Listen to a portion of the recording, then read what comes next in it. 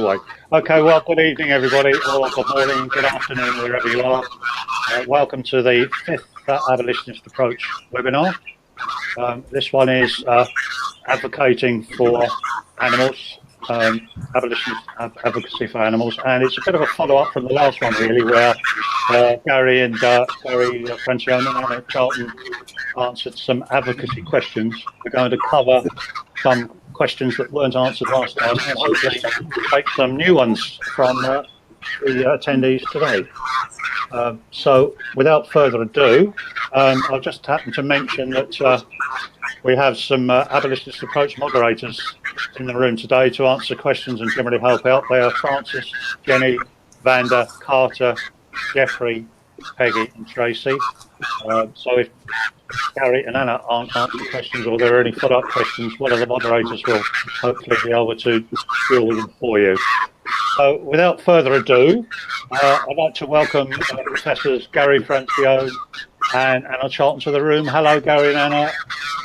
Hello, Alan. Hello, Alan. Hello, Alan. How are you both? We're fine. It's very cold here, so I don't know what it's like with other people, but you look dressed for snowy. Yeah. Lots of thick sweaters and legs. So since the last time, and can I just ask you first to turn your microphones down a little bit because we're getting a bit of feedback. Okay. How's that? That's much better, I think. Okay. Yeah, that's much better. So since the last webinar, your book has been published, of course. Yes, it has. What's the feedback you've been getting? Favorable, I trust. Yeah, I mean, it hasn't been out very long, and we didn't send out copies before so that people could look at it. I mean, basically, we got it out as quickly as we could, and it hasn't been out that terribly long. But the feedback we're getting so far is fantastic, and so we're excited about the book. I don't even have I have a proof copy of it. There's my proof copy. I don't even have a final copy of the book. I'm hoping to get them this week. But we're excited about the book. We're really excited about it. And the feedback we're getting from people is that that they really appreciate having a blueprint for discussions to sort of to get into these matters with people, and to sort of know how to open the ideas up and get them going. So I think people are I mean, we'll have to see, but the initial reactions are quite good. So we wanted to have something very practical, and to give people some ideas and share some other people's ideas, so that we're all on the cusp of a new year here. I want to make it as effective for everybody as possible. So we thought this might be a useful element in the mix. Just, look. Just hang on, Gary, before you continue. Just another quick technical issue. Have you got headphones? Earpieces? Well, we do, but then we're going to have to. Yeah. Can you? And we share it, which is always a lot. I think it does make a difference to the sound quality. Okay, let's try that. I don't know that this will work, but I know you generally share one, don't you? That's right. Yeah, because the splitter we have doesn't work. I need better equipment. There's also 5 dogs and 1 more in the other room with us today, so they may be making noise and joining in. Right, kids? All right, let's see. It's 5 right down here. Let's try that. All right. Is this better, Ellen? It sounds okay to me, but I'm getting reports. Hang on a minute. I'll just turn mine down a little bit more. Right, okay, let's go with this for the time being until so we can see what's going on. Okay. Okay. Yeah. Is that any better? I mean, yeah, I think so, Gary. I think so. We'll see how it goes. That's togetherness, sharing. Yeah, that's together. We're well, you said it was cold. It'll help keep you warm. Yes. Okay, so first of all, then we're going to deal with some questions that were raised by people at the last webinar that we didn't get round to answering, if you're okay with these. So Yeah. we'll go with the first one. I haven't got a note of who actually asked this one, but if they're watching again today, I'm sure they'll recognise who they are. It says, what is your take on service animals? What do you say to people who say that animal use as related to service animals is okay? Things like drug sniffer dogs, police dogs, and so on. We're opposed to using animals for human purposes. I'm opposed to the use of service animals. Now, having said that, I don't spend a whole lot of time, focusing on service animals. I don't think it's an issue. If all of the other issues, if particularly the eating issue, were resolved, would I want to focus on service animals? The answer is yes. I mean, look, I think we ought to be allocating resources differently so that people who have sight deprivation or who otherwise have other sorts of disabilities can get the help that they need to live full lives. I just don't believe that it's morally acceptable to use dogs or monkeys, because they use a lot of primates. They put shock collars on them and they train them to help people and whatnot. I don't think that that's morally right. I mean, I don't think any animal exploitation is morally justifiable. Okay. Short answer and a good one. You're going to try and actually keep the answers shorter because so we can get more responses in. So if you have a question about why don't you like welfare, it's probably I'm going to point you to the website and similarly any meaning of life questions. Yeah, I mean the bottom line is I'd like to incorporate by reference an answer to all questions about animal use. We don't think any animal use is morally justifiable. Any animal use. Any. Period. End of story. Okay. Well, it's funny you should mention welfarists, Anna, because the next question is very appropriate. Right on cue. Okay. And this comes from Rich, who says, how do you persuade a welfarist who thinks he's an abolitionist, who rejects education because he knows everything, to start reading the Abolitionist Approach? I guess the answer is, what is your first shot over the bows, as it were? Do you want to go ahead? No. Okay. All right. Look, I think that, and we discussed this actually in the new book. We have a whole chapter about how to talk to animal people who are not abolitionists. And when I encounter people who say I'm an abolitionist, but I support welfare reform, or I'm an abolition, because that we get a lot of that. I'm an abolitionist, but I think that we have to support welfare reform today to help animals who are suffering now. And then we basically explain to them that abolition is not just about an end, that is the end of abolishing animal exploitation, but it's a means to the end, and that the means have to be consistent with the end. And and look, people can call themselves anything they want. When someone tells me they're an abolitionist, they support welfare reform, I just explain to them, no, well, you're not using abolition the way I use it. If you wish to use it a different way, that's your business.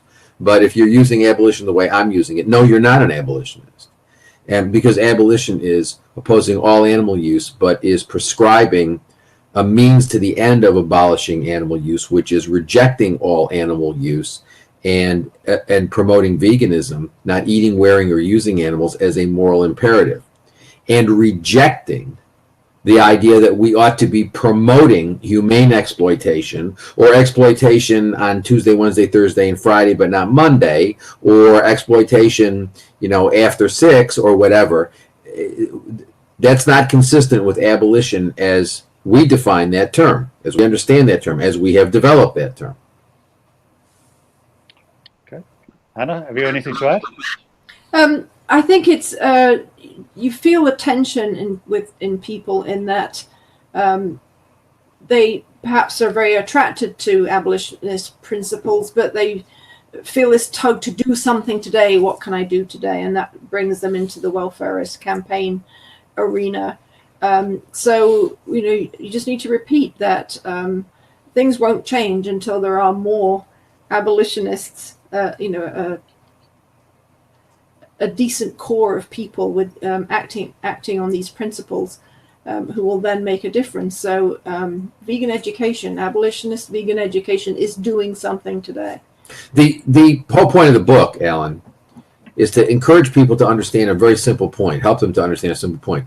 None of this changes if what we're doing is expecting the careerists, the professional advocates to change things.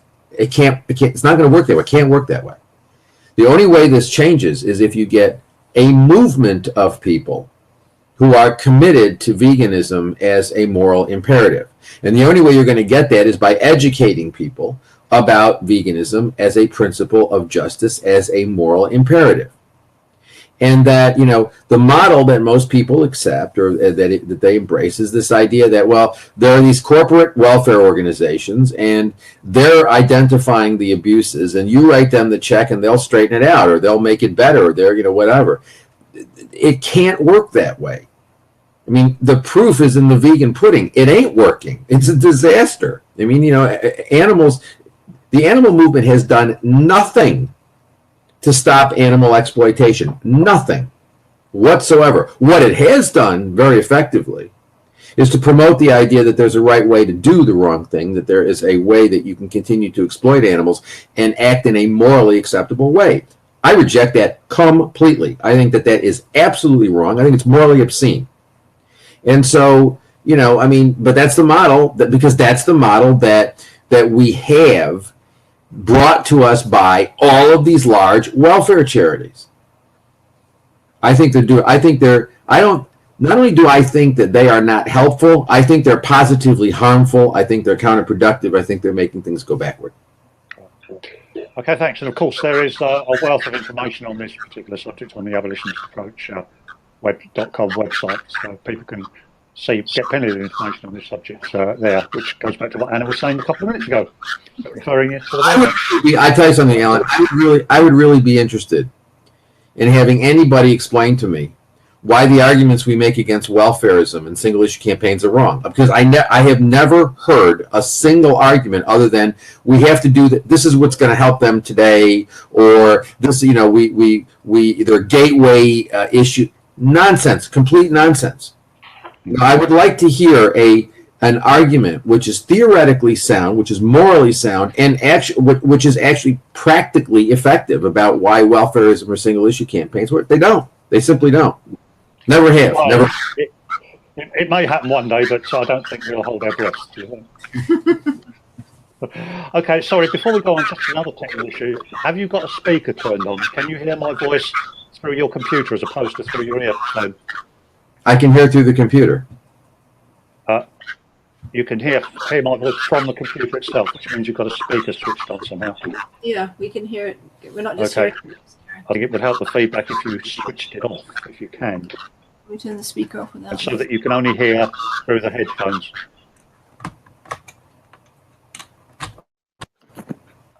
Okay, how's that? Okay.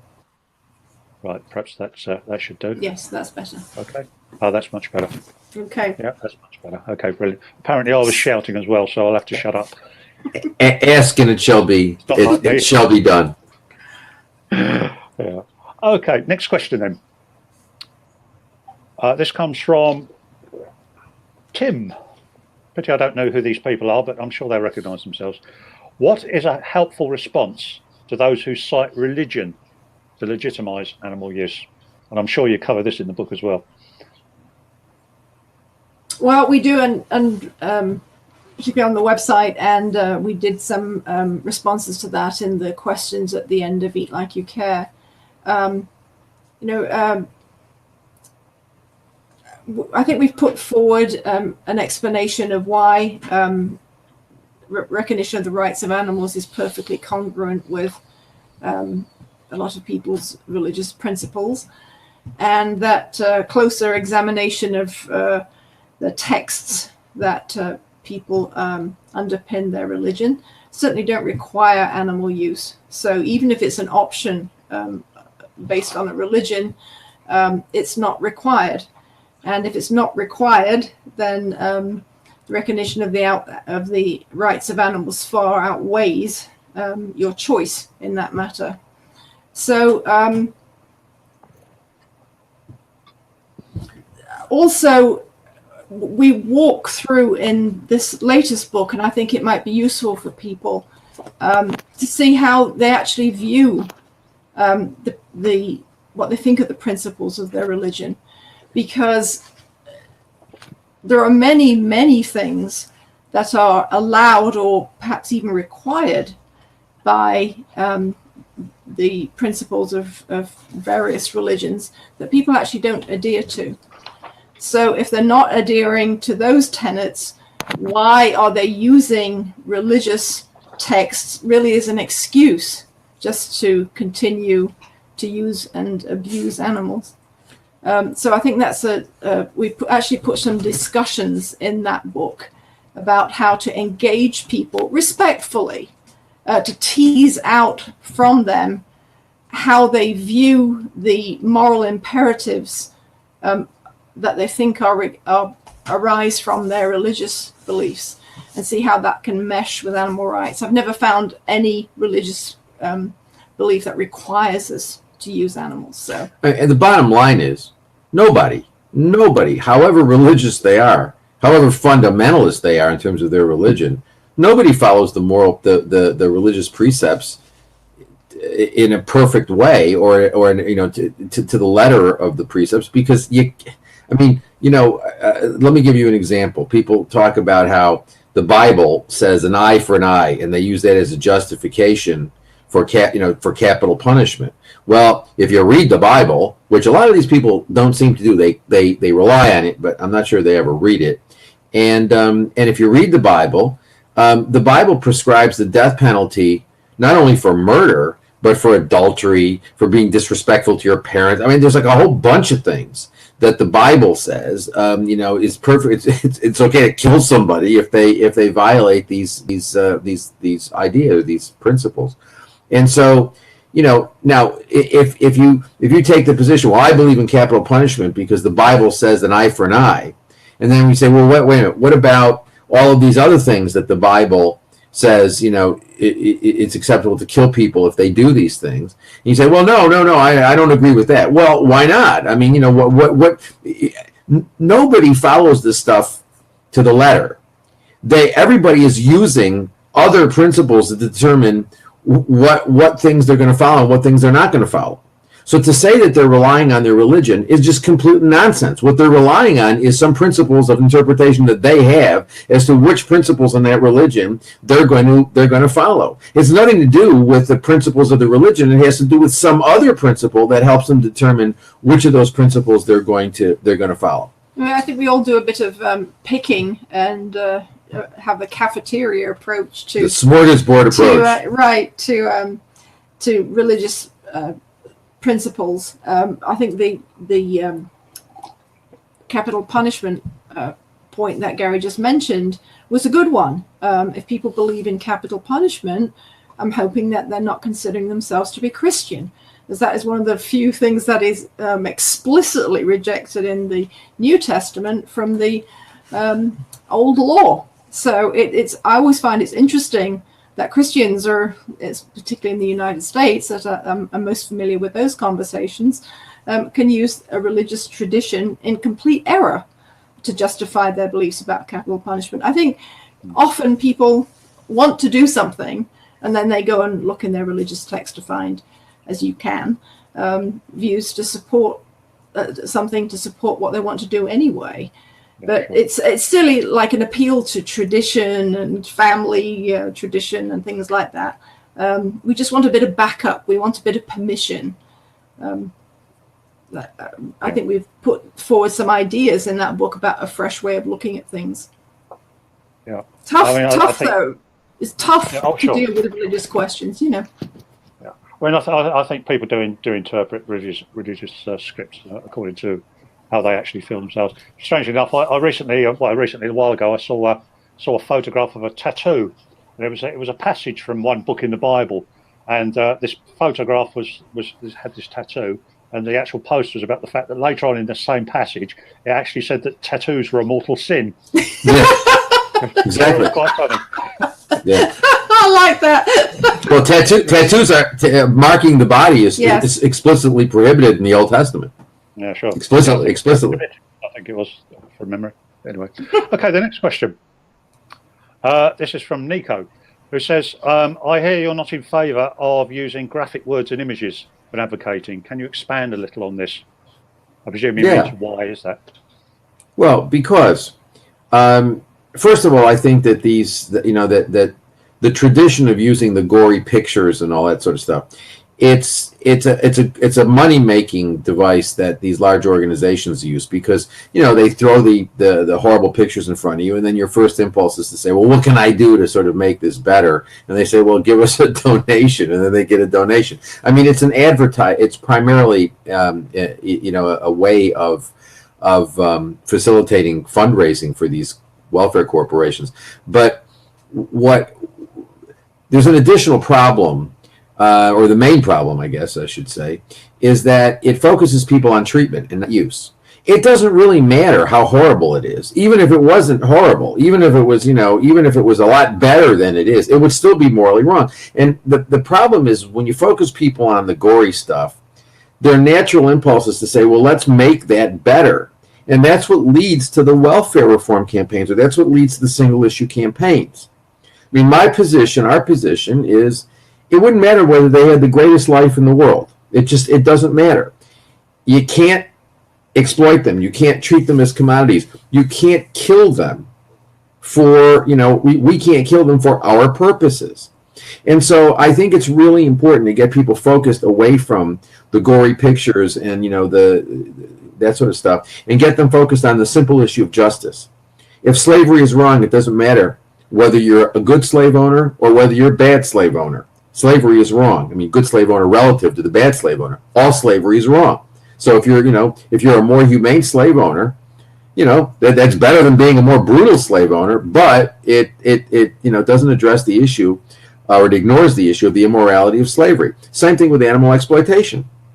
I mean, you can clean up some of the more gory stuff to some degree. I mean, at least it's in theory possible. I don't think in practicality it's possible at all. But it's in theory possible that you could make it better. But so what?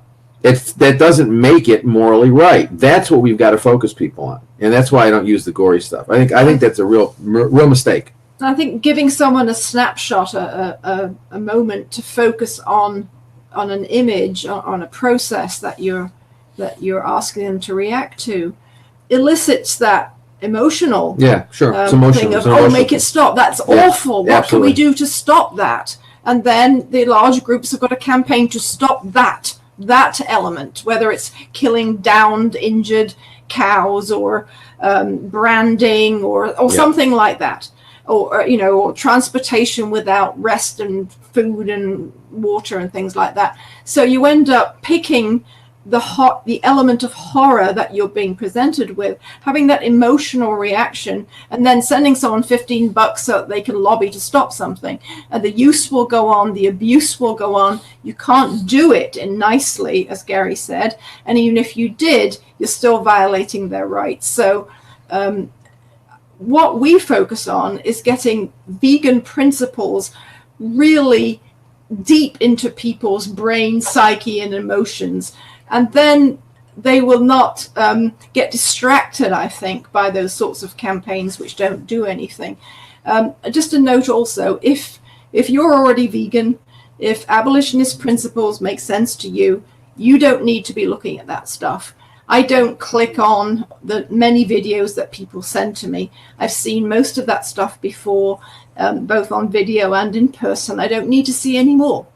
Vegan principles are well established in me. They will never be uprooted. So I don't need the prompt of looking at violence and suffering anymore to give me a little kick in the pants to do something. It's a principled approach, not an emotional reaction to an image of violence. And also, you've lost people, because if you show them that violent image, their brains and emotions are all scrambled. We all react to that.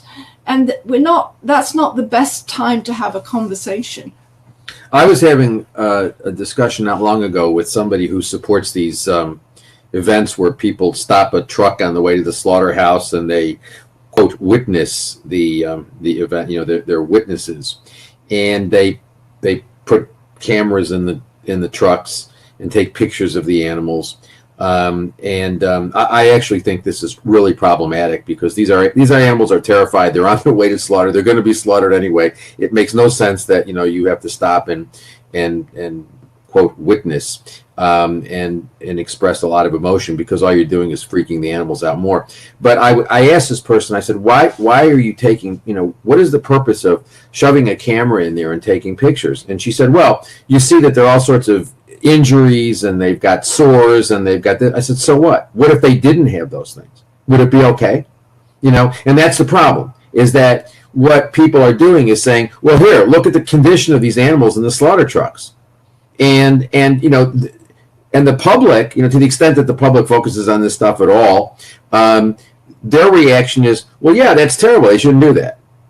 And, you know, yeah, and some of them will give money to people to say, oh yeah, go ahead, stop that abuse. You know, let's get the sores healed or whatever. Let's not have animals with sores and lesions and all sorts of stuff in the trucks on the way to the slaughterhouse. I mean, but what if it weren't that way? I mean, you know, it's like, you know, putting closed circuit TVs in slaughterhouses so that we can monitor for abuses. Well, you know, I got news for you. If the slaughtering process is done perfectly in accordance with laws and whatever laws and regulations exist, it's still a hideous process.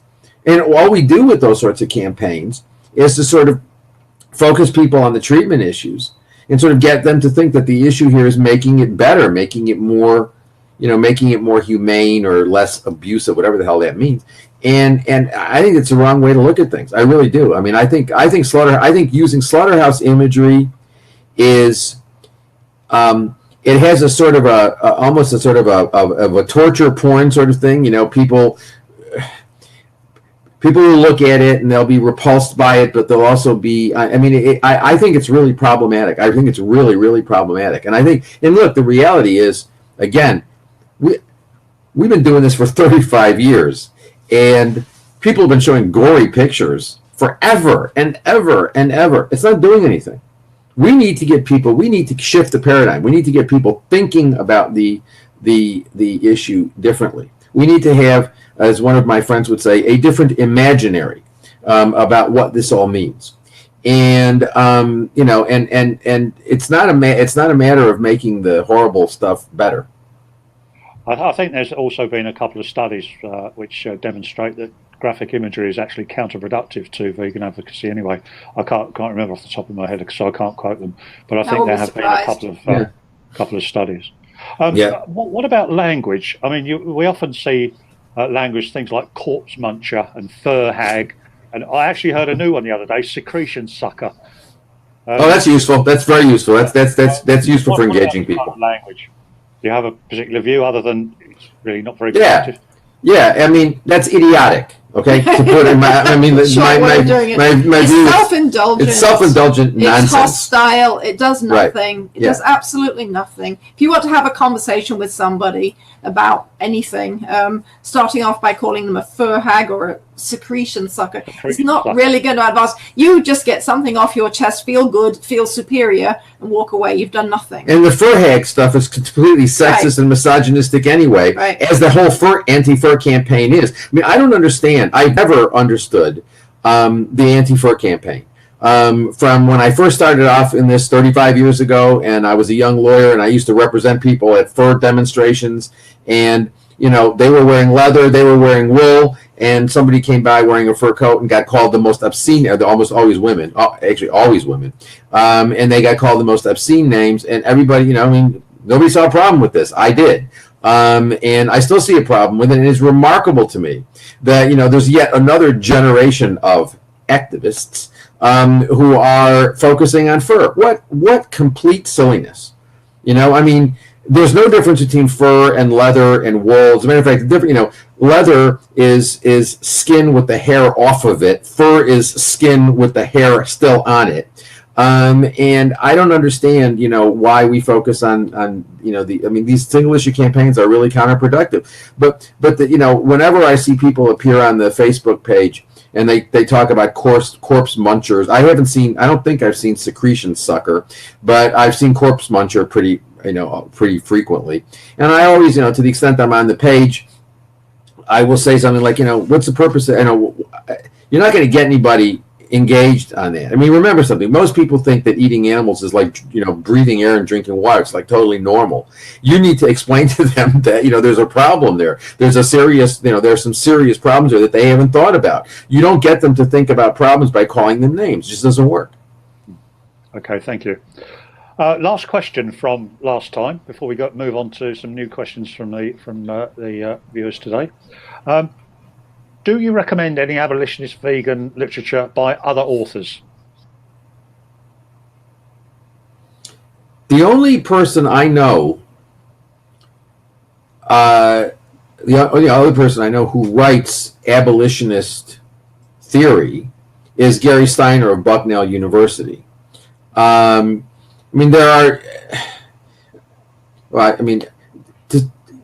Sherry Kolb, I think, also at Cornell, Michael Dorff at Cornell are also abolitionists, but and I think their work is very good. But basically, once we get outside of that circle, abolition, when you have a movement, I hate to call it that, but when you have a movement which is dominated by these corporate welfare entities, there's a real hostility to abolition because they're promoting, they're selling a product, and the product they're selling is compassionate exploitation. So there's a lot of hostility to the abolitionist theory. As a matter of fact, it's actually very interesting to see the sorts of reactions, and you know this from your own experience. The sorts of reactions we get from people. There's a real hostility. There's a real hostility to the position that we take. And so, there aren't that many people who are doing abolitionist theory. And they tend, in the main, to be people who have really, who are not involved with these large animal organizations, because that's not what they do. And so they tend to be outside of that. And I would say Steiner, Kolb, Dorff, those people. Can you think of anybody else? Well, also, I think the principles are quite simple. Yeah, I do too. So one thing I would encourage people to do is to keep it simple. Yep. It doesn't need to be dressed up with the isms and the axes and the ologies. People tend to hide behind a lot of that. So, there's just 6 principles that everyone can understand and everyone can communicate. So I think the bare bones are effective in terms of getting them really, really understood and communicated. Yeah, it is pretty simple. You look at the 6 principles that we discussed in Animal Rights, the Abolitionist Approach. There's not a lot more to say. And there are other things to discuss, obviously, but there's as far as the basic principles are concerned, it's not rocket science. It's fairly straightforward. It's unjust. Animal exploitation is unjust. We ought to stop it. That's it in a nutshell. It's wrong. We ought not to do things. We ought not to victimize. Exactly. We ought not to victimize the vulnerable. Okay, thanks for that. Right, so we've got a first question from the room this evening. It comes from Ashley. It says, "Hi Gary and Anna, I wanted to see if you had any advice on how to go about advocating for animals in a rural farm area. I live in an area that is primarily hunters, watermen, that's fishers and crabbers, etc., and farmers. How do you suggest starting to advocate for animals when they will have a very different view and will be essentially, and I will be essentially telling them that they need to change their entire lives, not only food, but their livelihoods as well?" I think the first thing to do is think about moving. No, I'm sorry. Look, that's like saying, well, how do I start talking about slavery in Mississippi in 1823 or something like that? When you have people who are, as a matter of fact, in certain ways it's worse, because there were still people in the South, lots of them, who opposed human slavery. Even though it was economically very important to the South, there were a lot of people who opposed it. There are fewer people who oppose animal exploitation, and when you have these communities where people are farmers and hunters and engaging in other sorts of activities, you're basically in the sort of you're in an awkward position. But the one thing that's really clear is you need to be able to have rational discussions and calm rational discussions. Once yelling starts, once people start calling each other names, that's a problem. And you're never going to get anywhere. I mean, we try always. It's really interesting. We had an experience recently where a farmer thought we were hostile to the farmer because the farmer was a dairy farmer, and the response was, well, the problem is the consumers. I mean, the dairy farmer is there producing something because there's a demand for it. The dairy farmer is no worse than the consumers who create the demand that keeps the farmer in business. So, when we look at people, we look at these farmers and we say, oh, these are really horrible people. And the answer is the horrible people, or the people who are creating the problem, are the people who are making the demand. I mean, obviously, these people are fulfilling the demand, and they shouldn't be doing that. But you don't have the product without the demand for the product. And I think it's really important, not to focus on the institutional exploiters as the primary problem. They're not the primary problem. The primary problem is the consumer that demands that product. That says, I want that. I mean, the farmer will produce beef or produce bananas, depending on what the demand is. And if people demand bananas, they'll produce bananas. If they demand beef, then they'll produce beef. If they want soy milk, they'll get soy milk. If they want cow's milk, they'll get cow's milk. So the farmer is just, same thing with vivisection, by the way. I mean, vivisection exists because people want to be able to, engage in this fantasy that they can do whatever they want with their bodies, and then there's some pill and some magic solution that's going to solve all the problems. So they support vivisection because because they believe, wrongly in my view, but nevertheless it wouldn't matter morally even if it were correct, but I don't believe it is empirically correct. But they believe that if you continue to use animals in experiments, you'll find a cure for these diseases. But the vivisectors wouldn't be doing it if people were like up in arms about it and wanted it to end. It would end. The problem is that people don't want it to end. Also, I wouldn't discount the importance of being a consistent abolitionist vegan in a way that perhaps that community didn't anticipate. You're presenting a different face. If people think, the reputation of vegans may have preceded you, and it isn't always, a good one. So if people think that vegans are hostile people who call them corpse munchers or whatever it was last time, if people have seen vegans as people in coordinating T-shirts yelling at them, you being a consistent vegan, being an engaged, respectful, high-functioning person in terms of your ability to explain your consistent beliefs is important. It changes perspectives. I'm surprised about how many times I hear from people in communities where they didn't expect to have an impact, and they in fact did. I'm thinking in particular of my very dear friend Sue Coe, the magnificent artist. Yes, if you're not familiar with her work, look up Sue Coe, C-O-E. And she moved from Manhattan to a really rural community to have some space. And I thought, my goodness me, that woman is not going to be able to talk to anybody. And I get these delightful emails about people that she's spoken to, and she has a wonderful way of communicating, not just through her art, but also through the way she speaks to people, that draws people in. And she's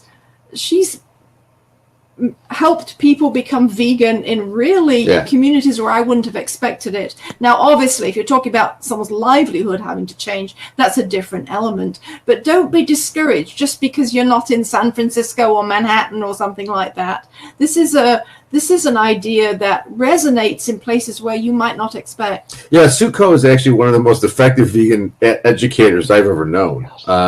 She is remarkable, not only with her art, which is just breathtaking, but the way she speaks to people.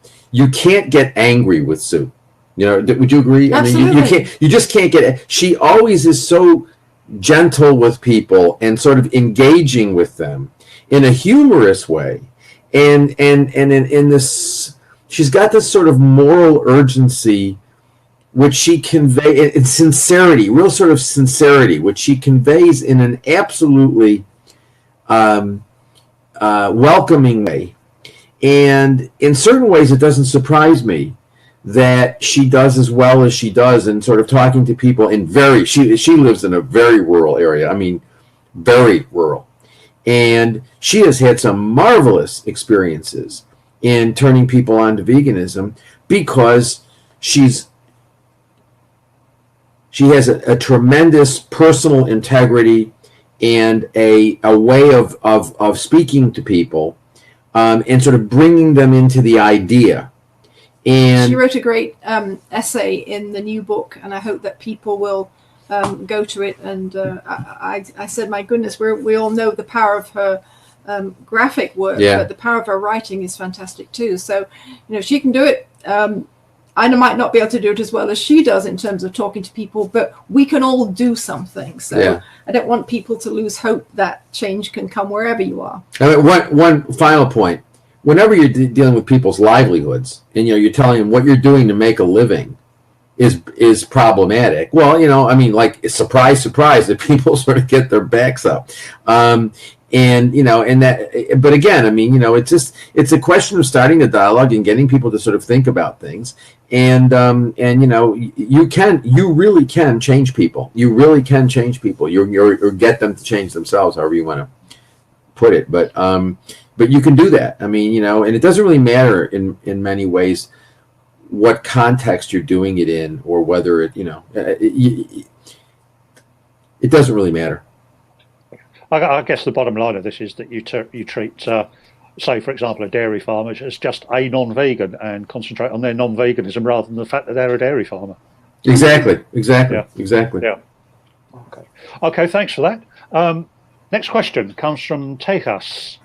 According to a study, which he quotes, men avoid being eco-friendly because it seems less manly. Similar theories regarding animal exploitation also exist, and I assume this is a fact that, you know, men eat meat and all this sort of nonsense. So assuming that most people do behave in such a manner, how do we educate such individuals? We need to get men to start thinking about the bullshit of patriarchy, and chip away at that. You know, exactly. We need to sort of get people to start chipping away at that. And you know, yeah, that's actually true. And you know, a lot of guys are actually very sort of reluctant to express their concern about animals because they feel it's, you know, not manly. Well, you know, come on. I think we need to sort of recognize the silliness and counterproductive nature of all of these ideas about what's manly and what's not manly and all that sort of stuff. But, you know, I mean, it's true. I mean, you know, there's this idea, you know, a lot of guys think if they don't eat meat, they're not gonna be sexually virile. When in fact, if they eat lots of meat, they're almost, you know, certain to sort of have prostate problems and all sorts of other problems. I mean, you know, we're creatures of a capitalist society, and we're really very, very much sucked in by the advertising. And so, you know, I remember some years ago, James Garner, who was an actor, I think he's dead now, but James Garner used to have, you know, meat is a man, you know, meat was a man food or something like that. I mean, it was, you know, it was this idea that, you know, you needed to eat meat to be a manly man. You know, I mean, come on. I think we're making progress on yeah. that front, and I hope that Yeah. we can speed it up a bit. Yeah. Of course, there's a huge number of vegan bodybuilders and athletes Sure. and so forth these That's days. that's always a good point to make. Yeah. Absolutely. Yeah. Yeah, so you can't really say that it's you've got to be a man to eat meat and all this sort of thing. Right, onwards. Damon, it seems that many people believe morality is completely subjective, that as individuals we decide what is moral, and that there are grey areas. How do you convince them otherwise? Well, that's something we talk about in the book as well. This idea that, how do you deal with, I mean, look, I really believe that moral relativism, Chomsky says this, and I agree with him completely, that nobody really believes that. Nobody really believes that, morality is a matter of relativism or is a matter of subjectivism. I mean, people believe, the only time you get that is when you're talking to people about moral ideas they disagree with, and they say, well, that's your opinion. But as a general matter, I think, that's not really the way it works. And I don't think that most people think of moral principles. They may be unclear about what, I think there's a lot of unclear thinking about the nature of morality.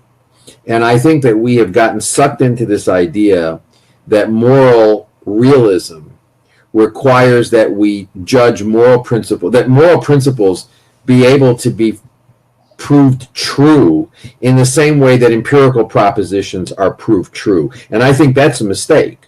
I think to think about moral propositions as being provable as we would prove scientific principles or mathematical principles or whatever is wrong. And that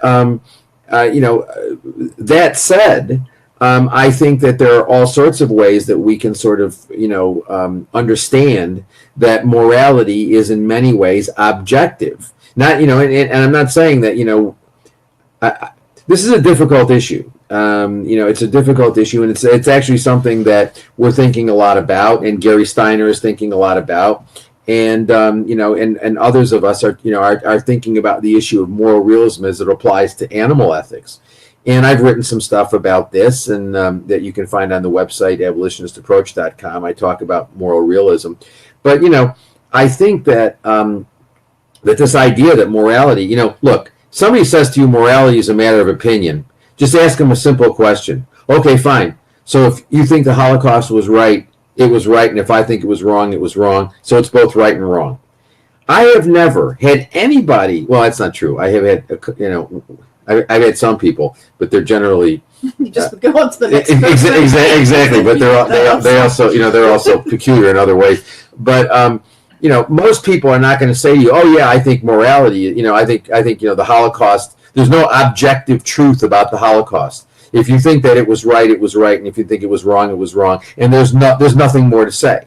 And if somebody says, I think the Holocaust was right, there's nothing to say. That's their view, and their view is right in the sense that there's no truth about the Holocaust. So you can't say you're wrong because there's no objective truth. I think that's nonsense. And I don't think anybody believes that.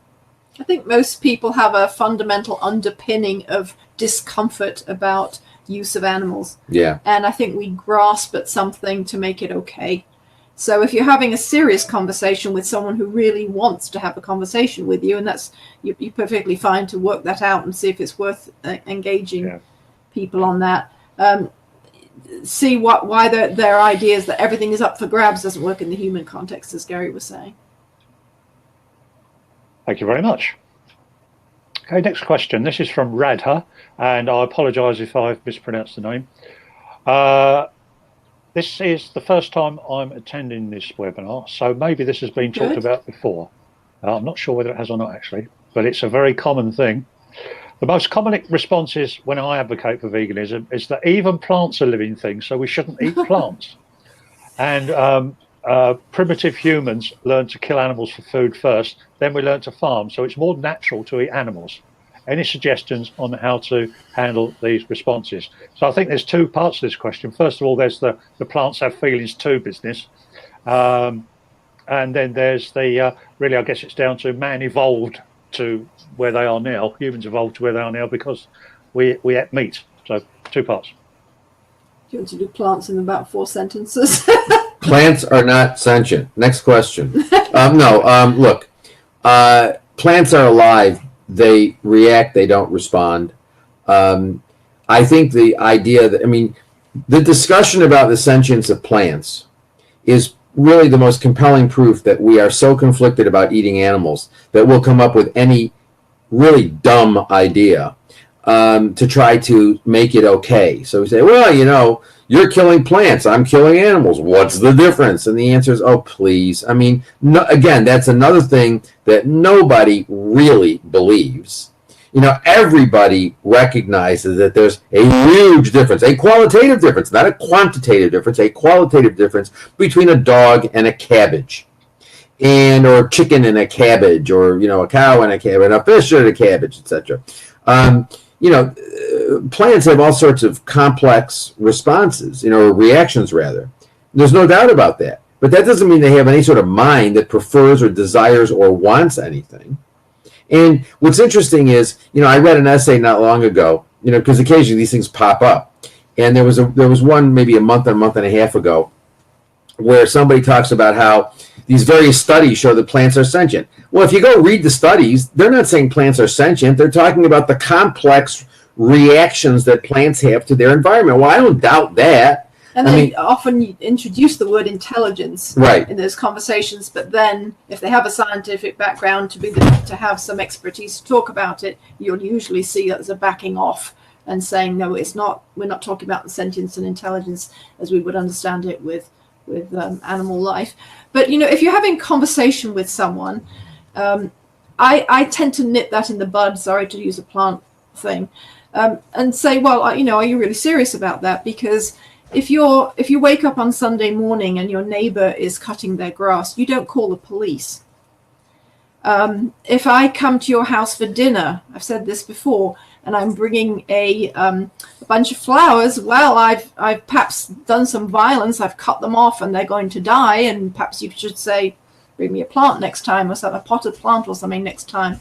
But you'd feel very different if I passed you that bunch of flowers than if I passed you a basket full of dead kittens.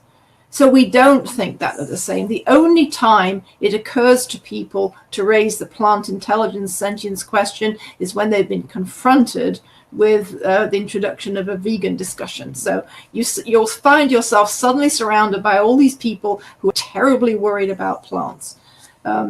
Just either discard that and move on to the real discussion that follows, or again move on to the next dinner guest. Look, I also think the second part of that question about the history of agriculture, there's a lot of dispute about the history of agriculture, but the fact, even assuming for argument purposes excuse me, that we had what was it? This person thought that it was excuse me, that we had animal agriculture before so we moved on.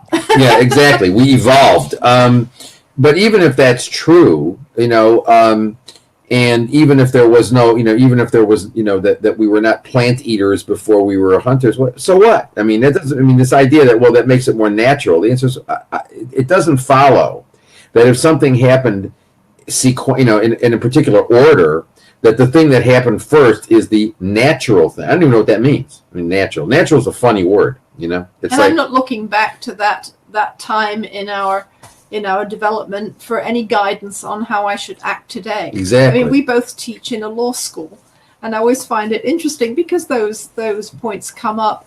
And I say to people, in here you're spending 3 years of graduate education working out all the rules by which we conform our behavior to what's acceptable, and suddenly I'm supposed to have an appeal to the caveman model about how we should act. So again, it's an excuse because people are uncomfortable. That's a good thing, though. Oh yeah, absolutely. Because if you've got someone uncomfortable, then you can uproot some of that thinking with the right approach. Yeah, lots of times when people say, well, what about plants?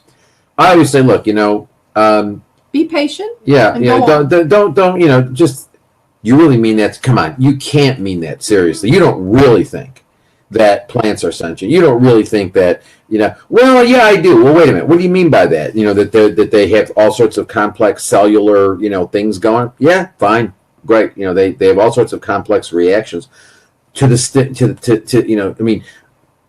they will have all sorts of reactions, but that doesn't mean they have any sort of mind that prefers or desires or wants anything.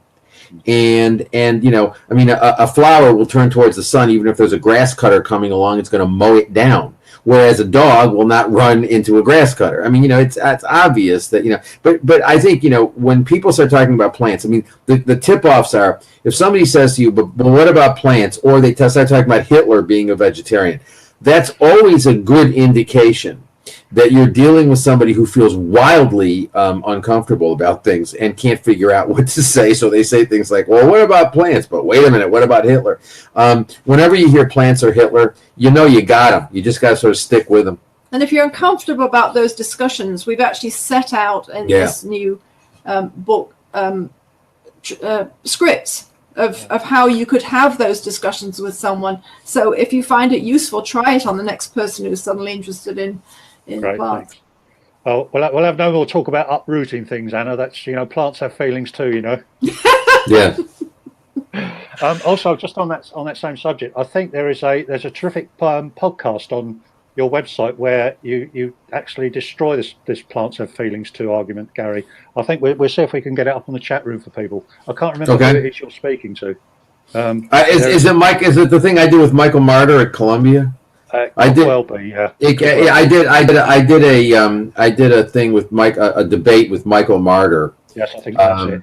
Yeah. And about plants, and it's interesting because if you look at these writers, these people, these plant ethics people, they never really they use intelligent, as Anna said, they use plant intelligence and in a very idiosyncratic. They're not talking about cognitive things going on. They're not talking about the ability to suffer. They're not talking about the ability to experience distress. They're not talking about the presence of mind. They're talking about complex reactions. I don't doubt that. Plants have all sorts of. Plants are actually, they're very interesting, but they're not sentient.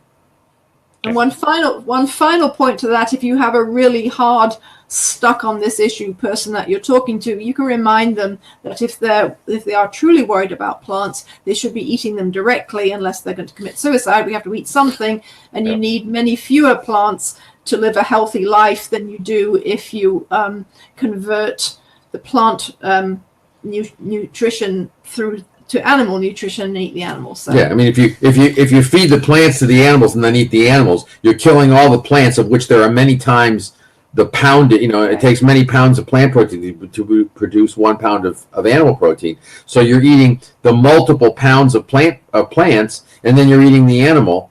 Come on, if plants are your thing, if you believe that plants are sentient, you're still, unless you're going to commit suicide, you're still committed to being a vegan. Thank you very much. All right, next question from Rogelio Eduardo Peralta Archibald. I think someone gave me that one to try and catch me out, but here we are. Yeah. Well done, Alan. That was very good. It was very good. You just rolled off your tongue. Who says, aren't sterilization and neutering campaigns against the animal rights of physical integrity? I think we shouldn't support them as abolitionists. So this is... Of course we should. Of course we should. Come on. If it's wrong to have domesticated animals, the idea that we should perpetuate domesticated animals because they have some sort of right to engage in procreation is just silly. Whenever you come to a position and morality where you acknowledge something is wrong, but you think you ought to perpetuate it, you got a problem. And so, we shouldn't have domesticated animals, and we shouldn't facilitate the production of domesticated animals. And this idea that, animals have some right to procreate, they shouldn't be here in the first place. Now, I know that some people say, well, that's really terrible because, why you're saying we should cause domesticated animals to become extinct as species. And the answer is they're not natural. They're things that domesticated animals are things that we created for our purposes. They are animals that we engineered, as it were, to be compliant and to do what we want, to serve purposes we wanted them to serve. If we think that it's wrong to do that, the idea that they should, that we should continue to perpetuate their existence because they have some right to engage in sex or reproduction or something like that, that's just nonsense. That just doesn't make sense. Look, I'm not saying that spaying and neutering is a wonderful thing. What I'm saying is, or any sort of sterilization, what I'm saying is that we've created a mess, a real mess. And we can't clean up all the moral messes that animals make in a really tidy way. And this is one of those, instances. I mean, it's sort of like, for me, it's like the vegan cat issue, when people say, well, I got a cat who, which we probably shouldn't get into unless somebody wants to get into it. But, there are all sorts of messes, moral messes that animals make that we can't clean up in a really tidy way. And one of them is the domestication thing. I mean, I'm not crazy. I'm not saying that it's a wonderful thing and it's not without, that it's completely without any sort of moral implication. What I'm saying is we have an institution, an unjust institution, which we either perpetuate or we don't. There's no third choice there. There is no third choice. And so, because as long as we continue to produce domesticated animals, what we're doing is creating creatures who are perpetually dependent on us for every aspect of their lives.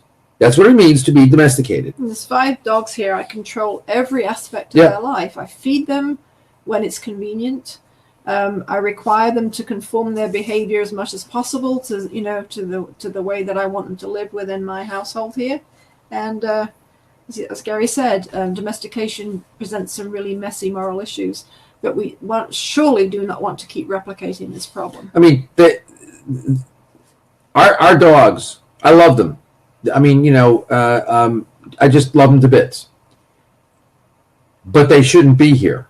They shouldn't be. I mean, they all come. 4 of our dogs are cruelty cases. They come from a horrible situation. The other 2 come from sad situations, but not quite as horrible. I mean, domestication is horrible. It's really horrible, and I think that we need to confront that and this idea that, as abolitionists, I'd like to know what this person thinks the solution is. What's the solution? That we continue to perpetuate domesticated animals? And how is that consistent with abolition? I mean, the reality is, my perfect world, there are no domesticated animals. There are only us and the animals that live, the non-domesticated animals living out there. We have to leave them alone, basically. And this idea that, we ought to continue to perpetuate domesticated animals. I don't even know. I don't understand that. I don't understand it. I just finished reviewing a book where people make that argument. And, one of the argument, I mean, just to show you, one of the arguments that's made is, it's okay because, we human beings who are, there's nothing wrong with dependency. This is the argument that's made. There's nothing wrong with dependency.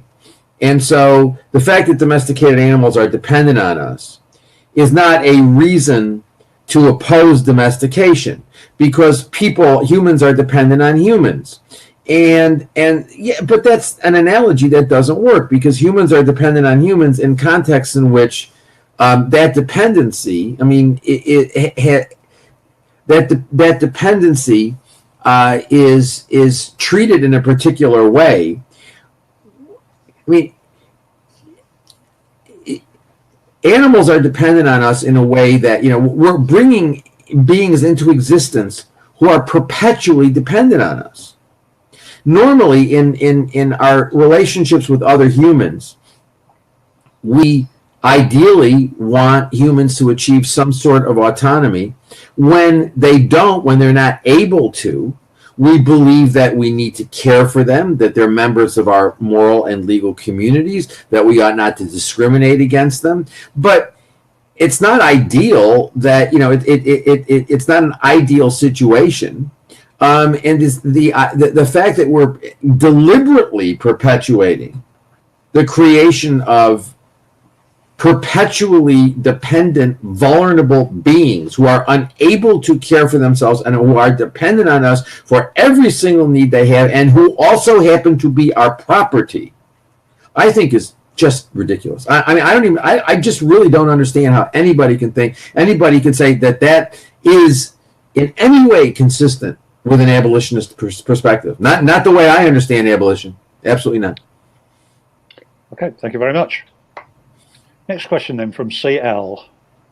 Do Gary and Anna work with other organisations fighting legally for personhood rights for non-human animals? Oh boy. Well, we worked within the legal system for a long time. Some of you will know that we had for a decade an animal rights law clinic at Rutgers Law School. While animals are property, you can only tinker around the edges of animal use. And so you deal with trying to clean up some practices given the use.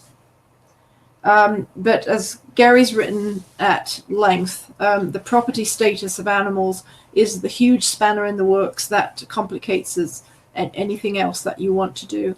So we were never interested in just cleaning up the property status issues that were presented. That said, if someone has a housing issue and is threatened with losing their companion dog or cat, or if there's someone's been accused of having a dangerous dog and it's not a valid claim, or someone has to find someone to take care of their animal after their death. There are all sorts of things that you can do that need to be addressed within the legal system, but those aren't things that advance animal rights.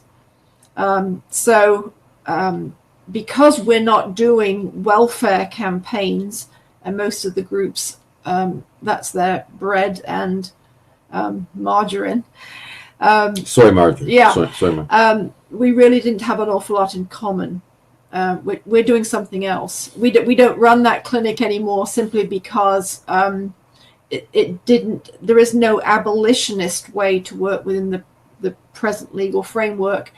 And what I would encourage people to think of is that laws are passed to reflect the sort of lowest common denominator of what we can all agree with. And the laws don't get ahead of moral thinking. They usually lag far behind. So the legal system is not going to be this clarion call bringing us forward to animal rights. I think a lot of the attempts to bring cases about legal personhood in the courts tend to be spectacle, grandstanding, and fundraising opportunities. You get thrown out of court, you get called an idiot, and I think it makes us look bad.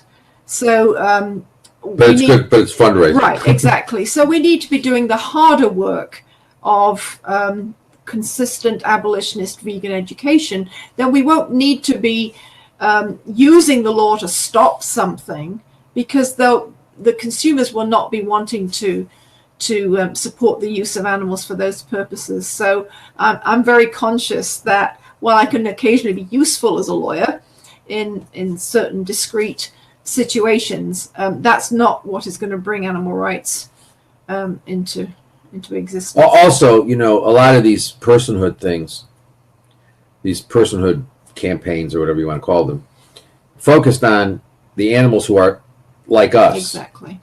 So like we focus on non-human great apes, because and dolphins and animals that with the great apes, genetically very close to us, with dolphins and elephants, animals that have behaviors which we understand and we identify as being human-like.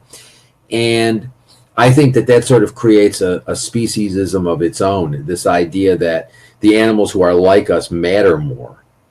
And, I've been having this discussion with people in the movement. And as I say, I hate to call it a movement because movements move forward. Ours just goes backward. And I've been having this discussion with people forever about, should we be promoting, the personhood of non-human great apes? And the answer is we ought to be promoting the personhood of all animals, all sentient beings. And the fact that an animal has human-like intelligence or, exhibits behaviors which we interpret as being human-like is irrelevant. Absolutely irrelevant. And indeed speciesist, because you end up creating new hierarchies. And I have to tell you, a lot of the people, over the years, the people that I have known who have been really sort of big supporters of this non-human personhood haven't been vegans. There are people who think that, non-human chimpanzees, non-human great apes matter more than animals who are lower, quote, lower, whatever the hell that means, on the scale. So, again, it's this sort of elitist, hierarchical, human-like intelligence matters more. Human-like intelligence may be relevant in terms of determining what interests a particular species has. It doesn't determine the moral value of the species. That's the problem. Okay, I guess just to add to that, I mean, even if, say, legal personhood was legally granted to, I don't know, a chimpanzee in Buenos Aires, I'm not entirely sure what ramifications that would have for animals overall over the rest of the world anyway. Exactly. It's a sort of exotic campaign that one can have, far removed from everyday life, far removed from the decisions we make every day about what we're going to put on our plates. So you're absolutely right on that, Alan. It's something that really doesn't affect the vast majority of animals that we use every day. I mean, that's absolutely right. I mean, and you have to understand something. The way we think about these issues is shaped by the fact that these issues are generated by organizations that have to do fundraising. So they got to package stuff. I mean, this is marketing. This is marketing. So you have a campaign. You have to have a campaign. So you can send out mail. You can send emails to people or send regular mail to people saying, "Look, we need your help. We need your help. Give us money, and we'll address this issue." But so the issues are defined by organizations that need to define the issues in absolutely counterproductive ways because that's the way they raise money. Sure. Okay, thank you. Our next question then from Malin, who says, "I will of course buy your book." Well done, Malin. But since I want to get my vegan education started ASAP, what would you suggest that I do that doesn't require me to be social, such as tabling?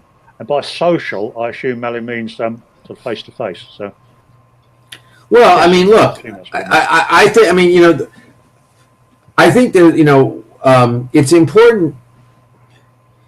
I think one thing we have to confront is the fact that if we take this issue seriously, we need to sort of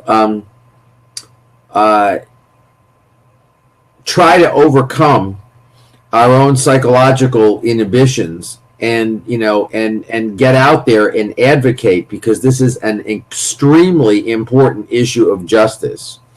And we ought to try to overcome. It's important for us to take responsibility. This really, in many ways, is not an option. I mean, if we think that this is an important issue, we have an obligation to be effective advocates. That said, there's some people who would prefer interacting in smaller groups, and there are some who don't mind interacting in larger groups, and there are some for whom online advocacy allows them to talk to people in ways in which they feel more comfortable. I mean, the options are really unlimited. I mean, they're unlimited. You can. I mean, that was one of the reasons why we wrote the book, is to sort of give people ideas about like what they can. I mean, the many things that they can do. They don't have to table. I think tabling is great. They don't have to table. There's nothing that says that tabling is the only way to do animal advocacy. It is a good way to do animal advocacy because it allows you to talk to people, to talk to numbers of people face to face, and there's a certain value in that. But there's nothing wrong with doing online advocacy. I mean, there's really in many ways, there's you reach lots of people with online advocacy. You can do lots of great education online, but I also think that it's really important to focus on the fact that our individual day-to-day interactions are incredibly important. And we tend to discount those. We say, well, if I'm not giving a lecture to 8 million people, or I'm not, standing in the cube of truth or whatever, we can't really educate. And the answer is, I'm sorry, I disagree with that strongly. I think that we educate much more effectively when we're talking to our friends, our relatives, people in our workplace, people that we know in our communities, educating them. We're doing a much more effective thing in many ways than a lot of these spectacles, these theatrical street theater spectacles. And so I think that there are lots of really, if you're artistic, there are people out there who are doing all sorts of animal advocacy with their art. There are people who, are basically, if you care about this issue, there's an unlimited number of things you can do, but you got to do something. You really ought to be doing something, and something other than writing a check to a large welfare corporation that is pimping the idea that we can continue to exploit animals, but in a compassionate way. And I think if we're pulling away from this idea, this sort of model of advocacy, or getting out there and doing street theater or street advocacy, in the coordinating T-shirts and yelling at people, you think, oh well, what can I as one person do? And then perhaps you've got in your head this sort of lonely idea of one person, tabling. Now, there are some great people who individually go and table and reach people that way and do great work. But you don't have to do that.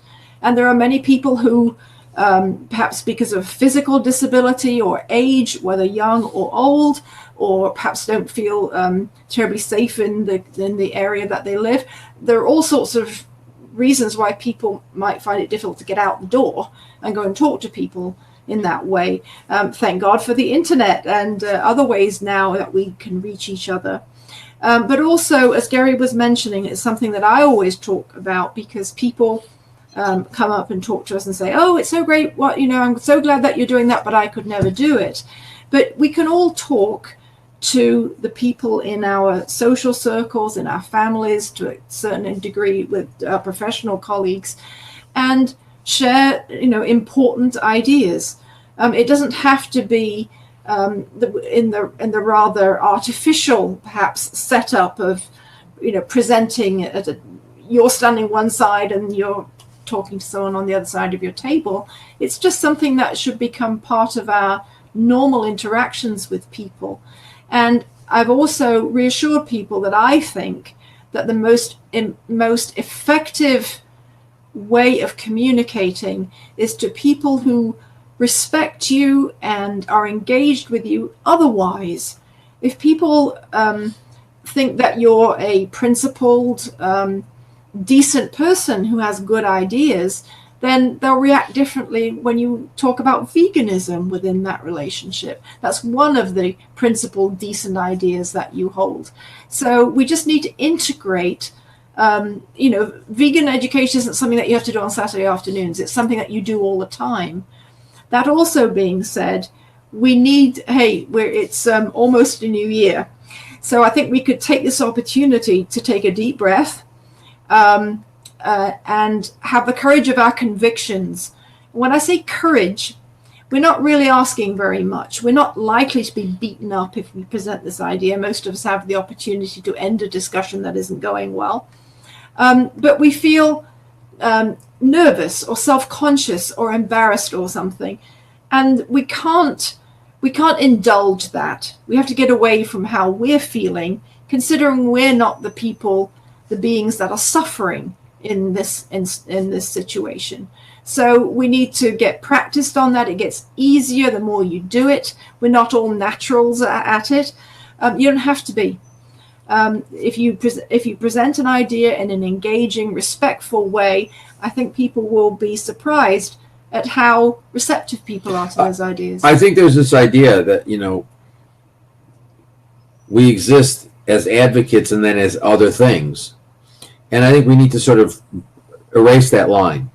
and make our day involve advocacy. In other words, have it be part of who we are on a minute by minute basis. I mean, I never have interactions with people where I don't talk about veganism. I mean, I'm always talking about it with people, always.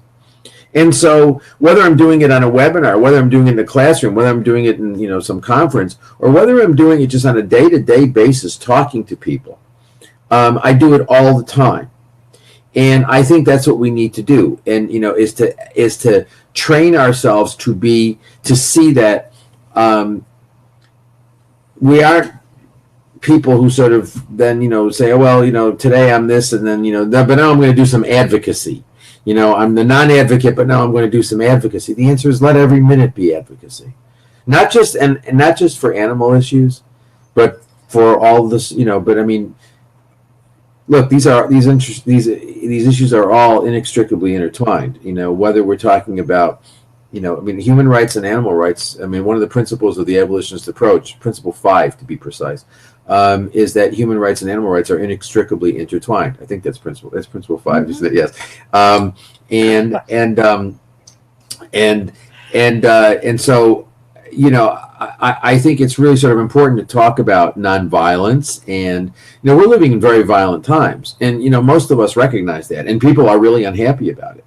And I think that it's important to sort of focus people on, when you're talking with your friends who are interested, if you have friends who have progressive political causes, to sort of help them to see how the animal issue fits into that. Now, part of the problem is that, they dismiss the animal issue because they look at, the sexism of the animal movement, or the silliness of the animal movement, where, people show up in coordinated t-shirts and go into restaurants and yell at people, and other sorts of counterproductive and somewhat juvenile behavior.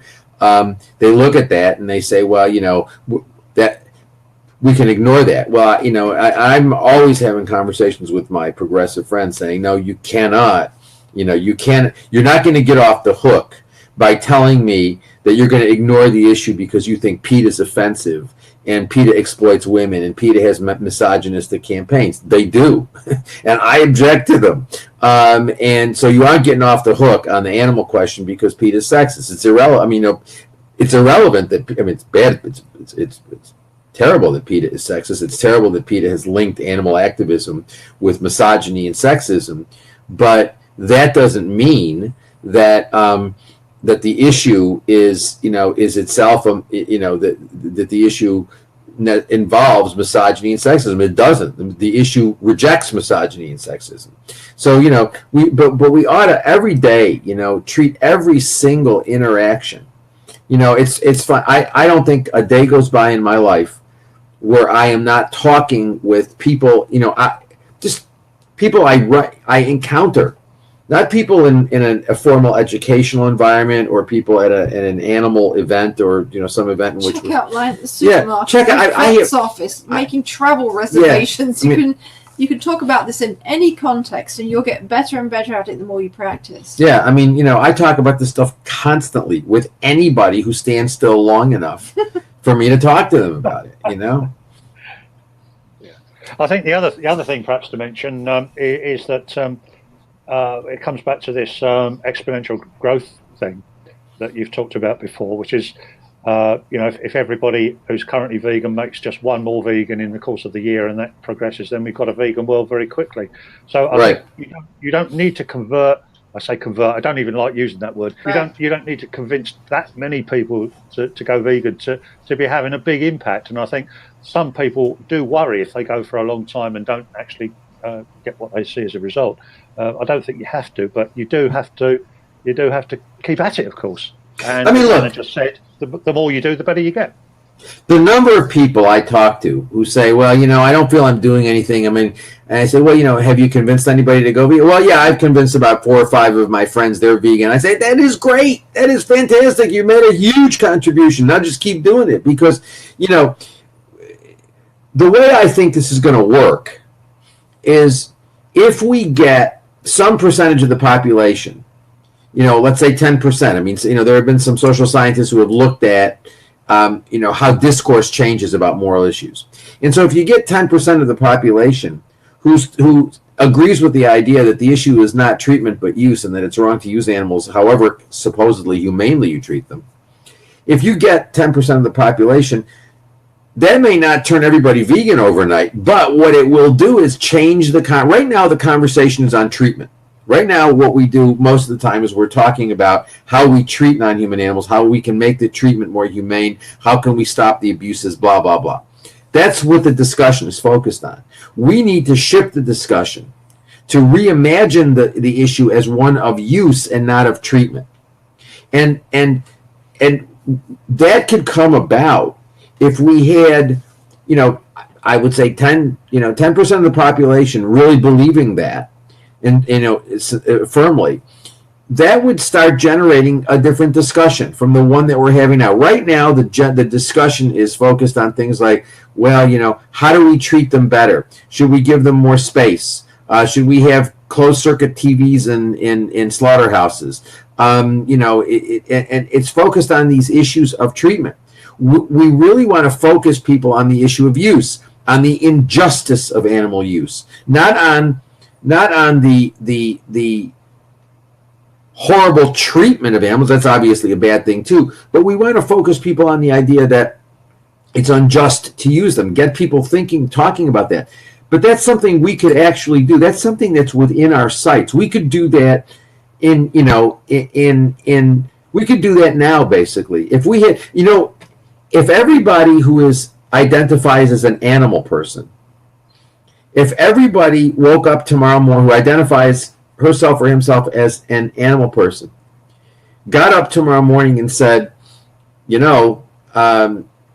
I think, animal use is wrong no matter what, and sort of embraced an abolitionist perspective, it would make a tremendous difference immediately, because it would start getting people. This is what I've been trying to convince the animal, what I tried for many years, unsuccessfully I might add, to convince the animal movement of, was that we needed to change the discourse. And the way we would change the discourse was to focus people on the use question and not on the treatment question. What I didn't realize was that I was dealing with people who are business people, and this doesn't fit their business model. And I just wasn't it took me a while to sort of see that, but now I see it.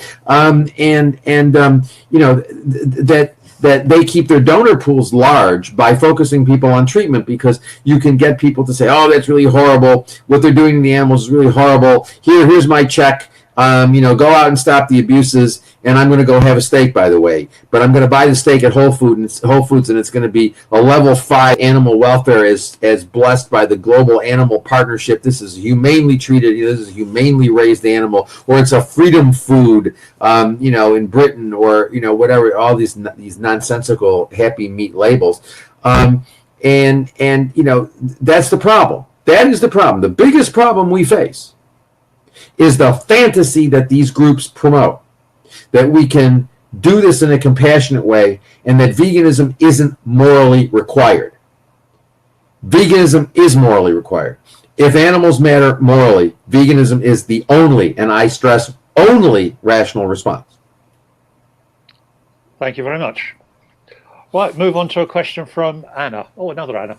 And I suspect this one comes from the heart, actually. This might be personal experience. Gary and Anna, how would you advise someone to handle a situation where every time they have dinner with non-vegan relatives, they are being pushed to eat animal products, made fun of their moral stands, and this intensifies as time goes by?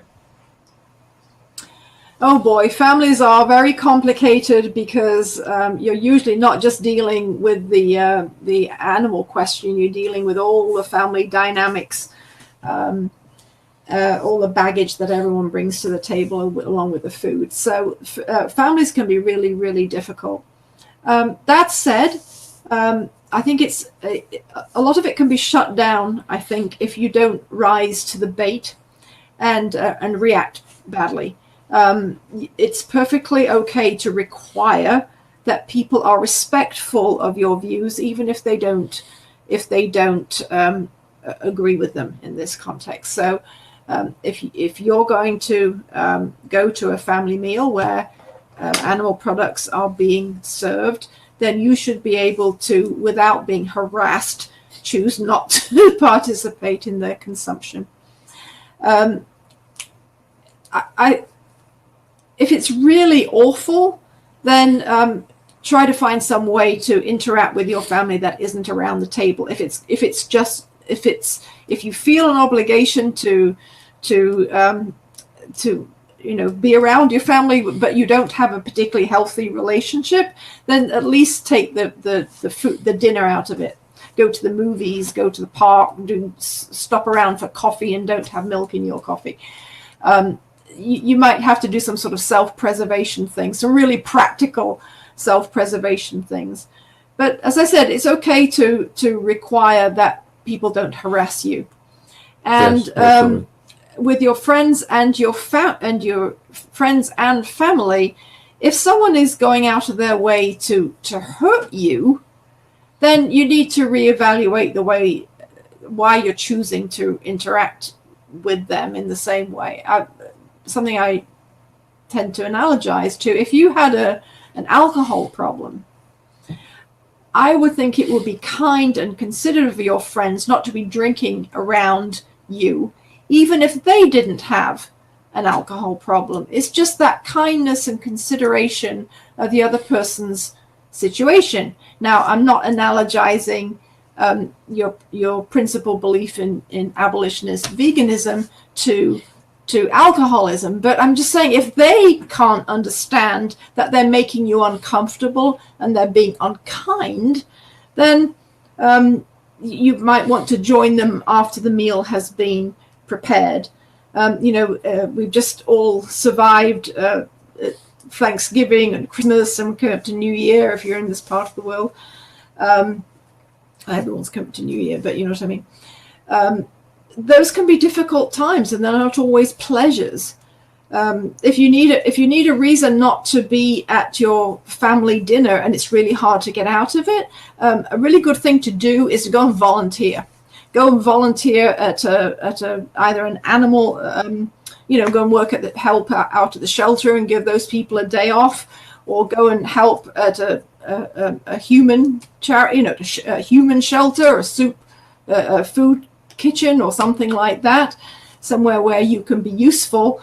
And then you've got a good productive reason not to be wasting time around the family. But I do sympathize if you've had a hard time with that. It brings everything to the surface, all those tensions, all those difficulties. So we do have we've got to protect ourselves emotionally, but I think you can demand some respect in a respectful way yourself for your strongly held vegan beliefs. I think, there's also the tradition is that parents teach children morality. There's a long history of the older of the parental generation or the older sibling generation reacting against against children or younger siblings who are challenging the moral views of their, quote, elders, end quote. And that's what's going on. I mean, this is a situation in which you're basically, saying to your parents or to your siblings, generally people who are, who are older than you and who see themselves as the teachers of you. And you're basically saying, no, I don't buy this. And that in and of itself introduces an interesting and problematic dynamic, because it's not what we normally think of as the way morality is passed from person to person in family situations. There's no doubt that it's difficult, and we discuss it in the book. We have a chapter on family and friends. I mean, look, I wouldn't hang around with people I wouldn't be friendly with people who were giving me a hard time about my veganism. I just wouldn't do it. And in the same way, I wouldn't, as Anna said, you try to be considerate to people. I mean, look, before I became a vegan, I wouldn't eat pork or shellfish in front of a friend who was an Orthodox Jew. I mean, it just don't do it. I mean, even if you don't think it's problematic, that person is maybe offended by it, so you don't do it. and because you value your relationship with that person. So the fact that that the person, what's the big sacrifice if you don't, if you accommodate yourself to this person for an evening, so what? I mean, if you value the person enough, or you want to be with the person, well then you just don't do things that they're going to find spiritually or morally offensive or whatever, even if you don't. But it wouldn't occur to me.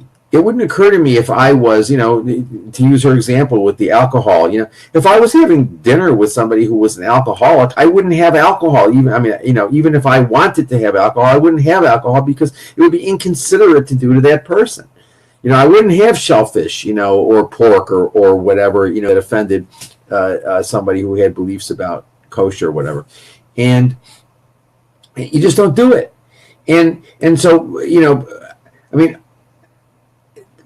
I just don't think we should, I don't think we should be hostile to people, to our family and our friends, but I think we ought to make clear to them, these are important ideas to us. And one of the things we suggest in the book is when your parents start marrying, your family starts making fun of your views, focus on the views that they have and discuss with them, say, you have very strong feelings about X.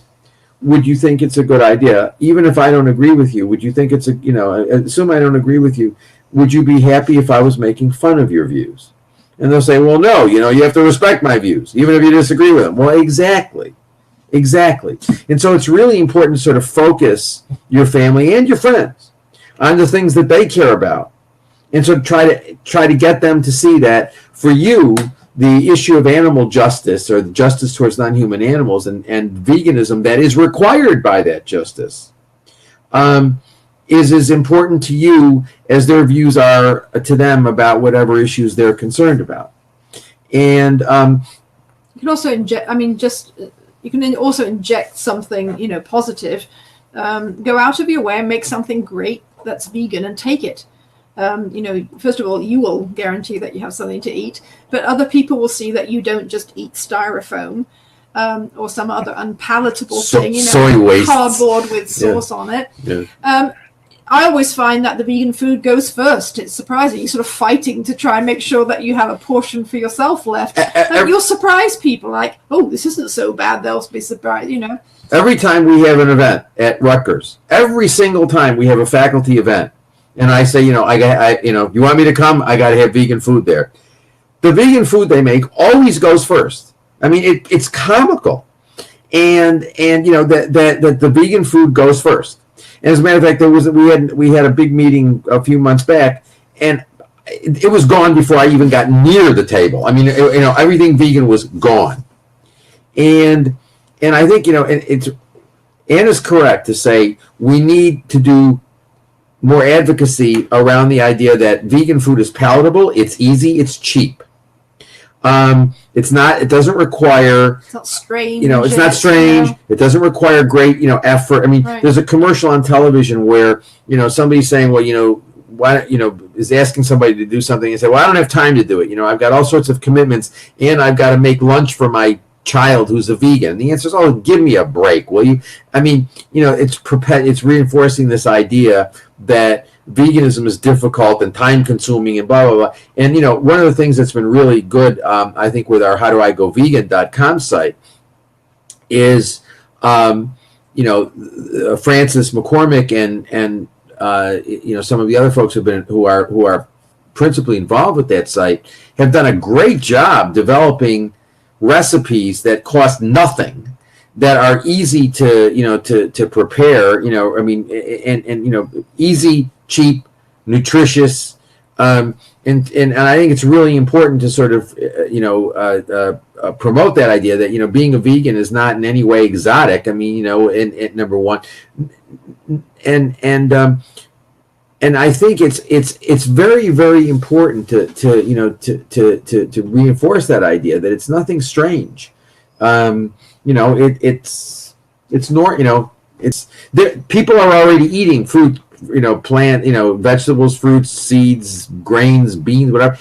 They just eat more of those, and they cut out the they cut out the meat and the dairy and the other stuff, the eggs and the other stuff that's animal in origin. But I think it's really important to sort of and another issue we discuss in the book is the fact that animal advocates just don't get the. I mean, many animal advocates do not understand that although it's 2017, a lot of people still think that if they're going to die if they don't eat animal products, and I think that's an extremely important thing. And I think we've done a bad job in many ways. Animal people assume that people understand that they don't need to eat animal products. That's not true. That's not true at all.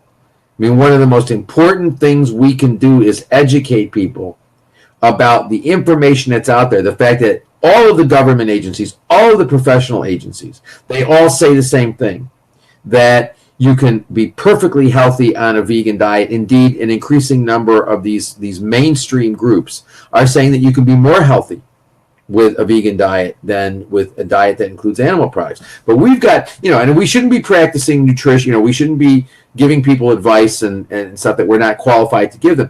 But we can point them to the websites, we can point them to the, to the government websites, to the professional websites that basically say, yeah, you can be a healthy vegan. Because a lot of people are under the impression that, if they don't eat animal products, they're not going to be optimally healthy, or they're not going to be manly. I mean, remember, which is an idea you were asking about before. This idea that, if I don't eat animal products, I will not be a man. What idiocy! But I mean, we need to educate people about that. Okay, thanks very much. I hope that's that comprehensive answer is good. Sounded good to me. So a question now from Janina. Completely different. Since the abolitionist approach to animal rights is anti-hierarchical, it seems it should be more naturally understood by left-wing people. What about right-wing conservative people? How should they be talked to? In other words, is there a difference between a political divide? Well, I certainly wish that the traditional left-wing people were more receptive. Sometimes those are really hard nuts to crack. We haven't really done a good job about seeing how abolitionist veganism is really important to integrate into other progressive ways of thinking. So we've got our work cut out with that. The more people, the right-wing stuff. I mean, we're in the United States where right-wing is taking on yet another dimension. It's wearying on every level to deal with, but the work needs to be done. And again, I think you can be choose your audience at some point. I mean, if you've got a wall, if you're encountering a wall, it can be disheartening. But there are always other people who will be more receptive. So if we're thinking of right wing as being, the way it's being characterized here in the United States and parts of Western Europe, that can be really hard. But if people have got strong ideas that we would consider based on discrimination and discriminatory hierarchies, then it's going to be really hard to extend it to the animal issue. Again, I'm kind of feeling the same way that I feel about laws. We need to get more vegans so that the legal system would reflect better ideas about animals. If you've got someone who's clinging on to their discriminatory ideas, they're probably not going to be terribly open to progressive thinking about animals either. So, hey, go back to the left wingers and spend some time with them. Perhaps that's more fertile ground. I mean, I've had animal people criticize me I've had animal people criticize me for everything, but I've had them criticize me because they say, well, you try to connect animal rights with political issues, and that turns off people on the right. And the answer is, I can't understand the issue as anything other than a moral issue that plays out in a political context, and I cannot see it as anything but how I've written about it and discussed it as being basically a progressive issue of the left.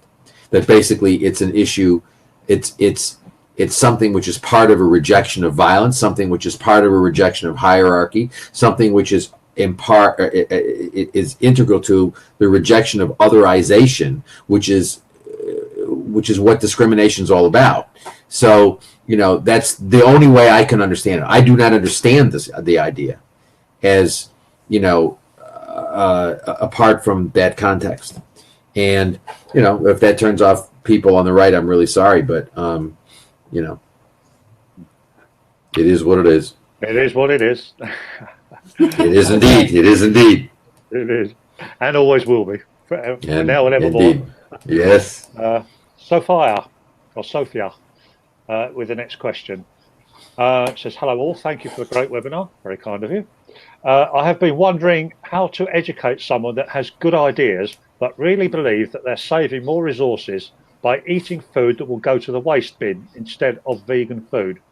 They believe that by eating what is there already available will be more beneficial at a global scale for the environment and eventually also for animals. But that doesn't work, because what you're doing is you're perpetuating the idea that animals are food and that animals are resources for us to use. So it's not quite clear to me. I mean,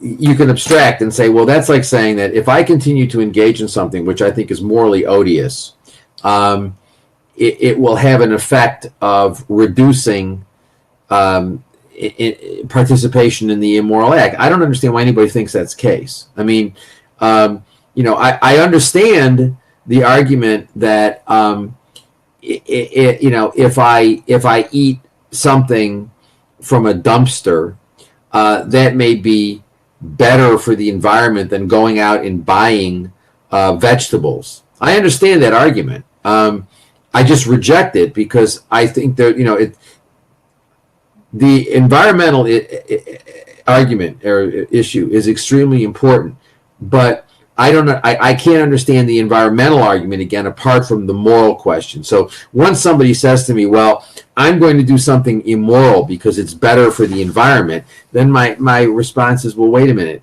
Why are you thinking that way? Why are you thinking that we ought to be promoting something which is wrong, which is morally wrong, which is unjust, because we think it's going to have some good effects for the environment? It's like all consequential. I'm not a consequentialist. I mean, I think that there are certain things that are wrong that we ought not to be doing, and I don't entertain the argument that that we ought to do something which we think is wrong because somebody maintains that we're going to, that it's going to have good consequences. I mean, this is like somebody saying to me, well, if you want to, we often hear the argument, Alan, that, well, it's more effective if you promote meat-free Monday or meatless Monday or whatever. It actually, gets people to sort of focus on veganism. First of all, I think that's wrong. But secondly, even if it were true, would we ever say that, well, people are more comfortable about dealing with racism? We have dogs that are digging in the carpet here. They think that they can dig holes in the carpet and bury Nyla bones. Would we ever be saying that we ought to be promoting, certain sorts of racist jokes, or we ought to have racist joke-free Monday because it makes people feel more comfortable about thinking about equality, and that will get people to think about equality more if we allow them or promote their participation in a gentler form of racism. Nobody ever makes that argument. Nobody ever says, well, have there been studies which show that, that being in favor of equality is the best way to get equality? The answer is we don't even think that way when it comes to human issues. But when we come to animal issues, you got these people saying, well, we need to figure out what the most effective way is. And it always happens to be research done by welfarists, which say that welfarism is the most effective way. But I think that that's empirically wrong. But I also think, as a theoretical matter, we would never do that where humans are involved, but we do that where animals are involved, and that's really what speciesism is all about. I mean, to go back to the core of the original question is that I would agree that food waste is a big serious issue. Yeah. A serious issue, both economically and morally, and because so many people are don't have food security, and there are estimates that 30% of food is wasted. So if people want to consume some of that discarded food, then they'll have to be choosing the produce part of the matter that's discarded if they're vegans. If you're a vegan, then eating an animal is not an option. Right. No matter how it got into the dumpster or how it's presented to you, it's not a food product. So it's not part of the balancing and the analysis you're doing. Is this better for the environment or something? It's not an option. It's very important that we support organizations that are doing quite interesting work about getting otherwise discarded produce into the hands of people who need it, both in terms of difficulty of food access and the fact that some people can't afford fresh produce very easily. So those are different issues and very important issues, and each of us individually can see if we can do something to contribute to making that situation better. So I don't want to discount the importance of addressing this terrible food waste. But it doesn't mean then that the discarded hamburger is an option for dinner. I mean, look, think about it this way. By the way, we have a chapter in the book about advocacy, about helping people who don't have a lot of money and advocating in lower income, communities, which is the movement hasn't done very much in that regard because, you're not going to get a whole lot of donations from people who don't have a whole lot of money. So they've been overlooked, and and I think that that's really tragic. And we have a whole chapter in the book about things that you can do to advocate, to do abolition and advocate veganism in lower income communities, and things that you can do, creative things that you can do to help people get better access to more healthy food. But look, think about it this way. If you found like a nice warm arm in a dumpster, human arm, you're going through the dumpster, you find a nice, you've been cut off, a few hours before, you wouldn't eat it. Or at least most of us wouldn't eat it. And the reason why we wouldn't eat it is because we don't think of human body parts as food. We don't think of, that's what we're trying to do with the abolitionist movement, is get people to stop thinking about animals as food. Or its clothing, or for whatever other purpose, but to stop getting people to think about it. So the idea that we're saying, well, we ought to be continuing to participate in this idea that animals are resources or commodities or whatever, because that has a good environmental impact. I think actually, first of all, even if that were true, I would reject it because animals are not things to eat, wear, or otherwise to use. But also, I don't think it does as a concept, as an empirical matter. I don't think it does. What it does is perpetuates the idea that animals are food, which is really the problem. And if we want to do something good for the environment, we ought to have a paradigm shift that animals are not things to eat, wear, or use. If we all stopped eating animals, we would we might actually have a chance of not being destroyed by global warming, because animal agriculture is more responsible for greenhouse gases than is all the burning of all fossil fuel for transportation. Okay. We've got another question just coming up here. To do the last one that was just there. Okay, so this is a question from O. Very mysterious. Oh, okay. Very mysterious. All right, very mysterious. Who asked for your thoughts on antinatalism and vasectomy promotion among vegans? Well, look, we chose not to have children in large part because we thought the world was going in a peculiar and problematic direction many years ago. And I don't think either of us thought that we would live long enough to look back on Richard Nixon and think he was really a great guy. And things are moving in a very problematic direction in all sorts of respects. I think there are good arguments. I mean, frankly, I think there are really good arguments for why, if you want to have you want to live with a companion animal, you go to the shelter and you adopt a companion animal. Frankly, I think there's a really good moral argument that if you want to have a child, there are tons of kids out there who need love and who need a family and who won't get one if we continue to have children. And I think that there are already too many of us, for sure, and so bringing more into the world seems to me to be problematic in a number of respects. We don't have kids, when we talk to people about who want to have kids, we always say think about adoption. That would be a really good thing to do, because you're giving somebody a home, somebody who's already in existence. And really, family is not a matter of blood. Family is a matter of I don't know. It's a matter of where your heart is, and what And I don't really think family is a matter of blood. I really don't. And so I'm all in favor of adoption. Whether I want to make vasectomy for vegans sort of it's sort of like Alan, it's sort of like the issue with service animals. Yeah, I personally don't think people should have kids, but and I think there are important arguments for why people ought to adopt, and why we ought not to be bringing more people into the world. But I'm not going to ever get anywhere on that argument. We got to get people to sort of recognize the basic moral problems here, because in certain ways, I think if you see the moral arguments and you see the problems, some of these things just sort of now fit into place a whole lot easier than sort of you're starting off with, and by the way, I'm a vegan and I don't think you should have kids. You got to get people to sort of see the problems, the basic problems. And I think once they do, I think a lot of this stuff makes a lot more sense. What do you think?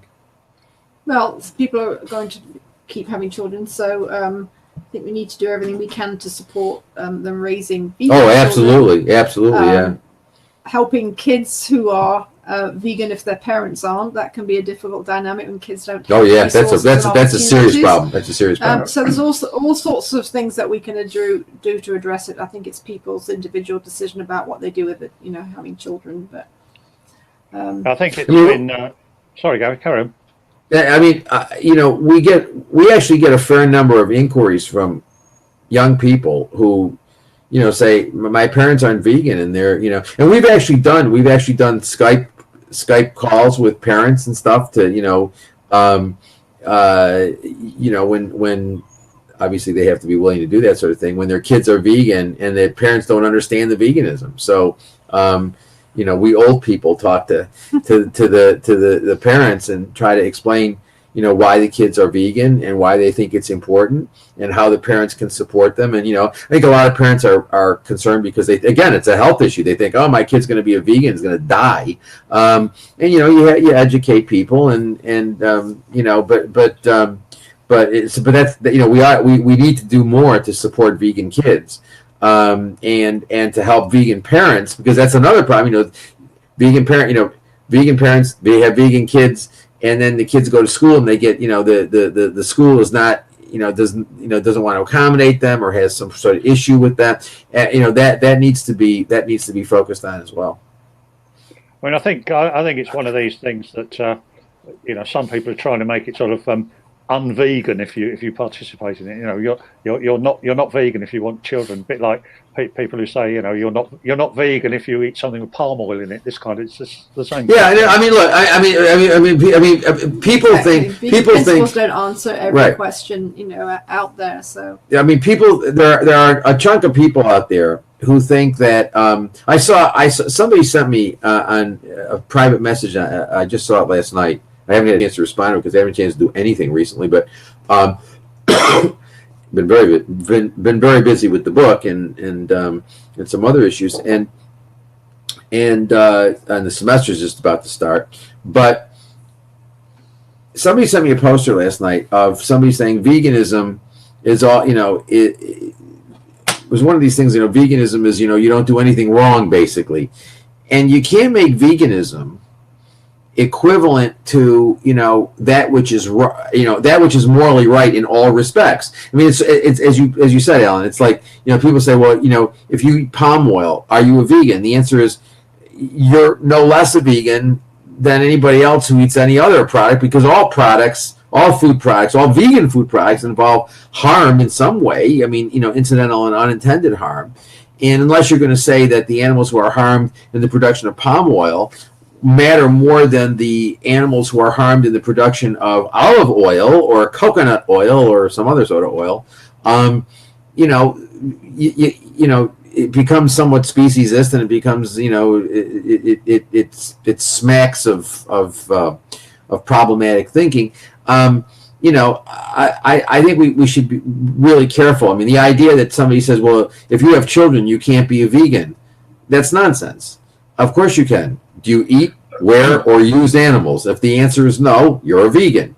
If you maintain, if you maintain that, if you don't support welfare and single issue campaigns, and you're opposed to violence, and you're against discrimination, you're an abolitionist vegan. But to say that, well, you have to have